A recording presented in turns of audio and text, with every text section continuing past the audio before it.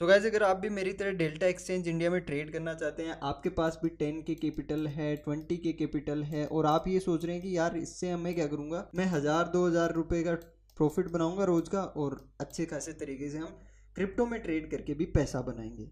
सो ये इस वीडियो को देखने के बाद में आप डिसाइड करना कि आप यहाँ से पैसा बना पाओगे या नहीं बना पाओगे, क्योंकि इसकी कुछ रियलिटी इस तरीके की है कि मुझे भी काफ़ी दिनों बाद में इस चीज़ का पता चला कि ये भाई बहुत ख़तरनाक चीज़ है। सो आज हम डिस्कस करने वाले हैं इसके फीस स्ट्रक्चर की।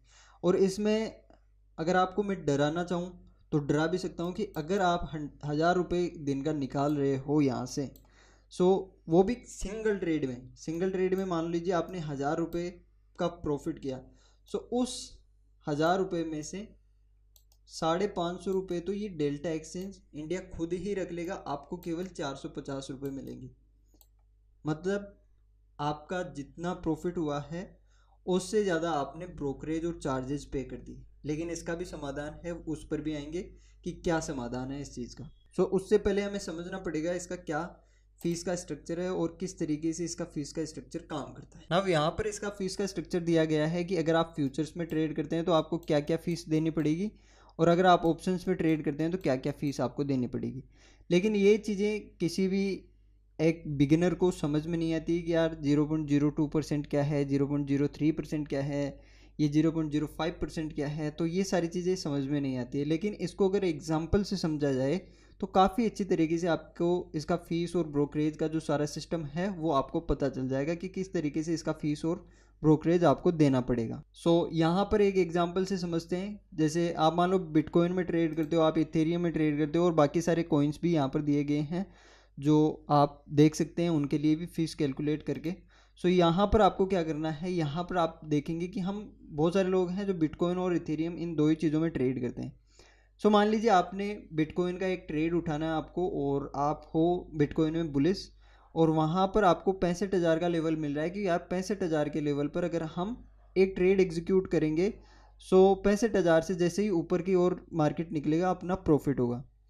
और अब आपने मान लो 65,000 से ऊपर निकला और 100 पॉइंट्स आपको बिटकॉइन में मिल गए, तो 100 पॉइंट्स मिल गए, इसका मतलब है कि आपका प्रॉफिट हो चुका है अच्छा खासा। अब आप एग्जिट करते हैं। अब आपको यहाँ पर आप मुझे बताइए कि आपको कितना प्रॉफिट हुआ होगा अगर आपने 100 कॉन्ट्रैक्ट्स इसमें बाई किए होंगे। तो आप सोचेंगे कि यार 9-10 डॉलर का तो आराम से हुआ होगा प्रॉफिट। लेकिन बिल्कुल भी नहीं, 9-10 डॉलर का नहीं, आपका सिर्फ और सिर्फ $4.62 का ही प्रॉफिट हुआ है। और आपकी फ़ीस कितनी लगी है, $5.37। आपका जो प्रॉफिट है उससे ज़्यादा आपकी क्या लग रही है, फ़ीस लग रही है। अब एक चीज़ और चीज़ है कि ये आपकी जो इन एंड आउट आपने किया उसकी फ़ीस लगी है। इस फीस के ऊपर आपका 18% का GST लगा है, और जिसको टोटल करके आपका जो टोटल फीस है वो ये कैलकुलेट होकर आता है। मतलब अगर आपने 100 पॉइंट्स कैप्चर किए, सो 100 पॉइंट्स में आपको केवल $4.62 का प्रॉफिट हुआ है, और आपके जो चार्जेस लगे हैं $5.37 के आपके चार्जेस लगे हैं ना। यहाँ पर एक चीज़ और दी गई है कि ब्रेक इवन पॉइंट्स क्या है। मतलब अगर आपको जीरो पर रहना है कि नो प्रॉफिट नो लॉस, तो इसका मतलब है कि अगर आपने एक बारी ट्रेड में एंटर कर दिया तो उस एंट्री के बाद में आपको ऑलमोस्ट 53.74 पॉइंट्स का मूवमेंट तो चाहिए ही। अगर उससे पहले आपका है कि 50 पॉइंट्स आपने कैप्चर कर लिए तो आपको प्रॉफिट भी दिखने लग जाएगा। लेकिन आप वहाँ पर क्या कर रहे हैं, वहाँ पर आपका बिल्कुल भी प्रॉफिट नहीं होने वाला है। ब्रेक इवन पॉइंट्स ही क्या है, 53 पॉइंट्स का आपका ब्रेक इवन पॉइंट है। मतलब अगर आप इससे ऊपर निकलेंगे और आपका जब प्रॉफिट होगा जब आप इसके ऊपर निकलना स्टार्ट करेंगे, 53 पॉइंट से ऊपर निकलना स्टार्ट करेंगे, तब आपका प्रॉफिट होना स्टार्ट होगा आपकी फ़ीस वगैरह को मतलब काट पीट कर। सो ये इंपॉर्टेंट है आपको समझना कि आपका फ़ीस कितना लग रहा है और आपका ब्रोकरेज और ये चार्जेस कितना लग रहा है इसमें। आप यहाँ तक डर गए होंगे कि यार फिर तो हम ट्रेड करें तो करें कहाँ और करें तो करें कैसे। लेकिन यहाँ पर इसका एक सोल्यूशन है। वो ये सोल्यूशन है कि डेल्टा एक्सचेंज में आप स्कैल्पिंग करने के लिए आ रहे हैं, आपके लिए कोई जगह नहीं है। आप लॉस करके थोड़े दिनों में अपना अकाउंट खाली करके चले जाओगे। लेकिन अगर आपने एक अच्छे खासे ट्रेड्स लेना स्टार्ट कर दिए जिसमें आपने 300 पॉइंट, 200 पॉइंट, 250 पॉइंट, 500 पॉइंट्स तक के कैप्चर किए, सो वहाँ पर आपके प्रॉफिटेबल होने के चांसेस बढ़ जाते हैं। अब दिखाता हूँ मैं कैसे। जैसे मान लो 100 पॉइंट्स की जगह आपने 200 पॉइंट्स का मोमेंटम कैप्चर किया, सो 200 पॉइंट्स पर आपका वही फीस का वही सिस्टम है।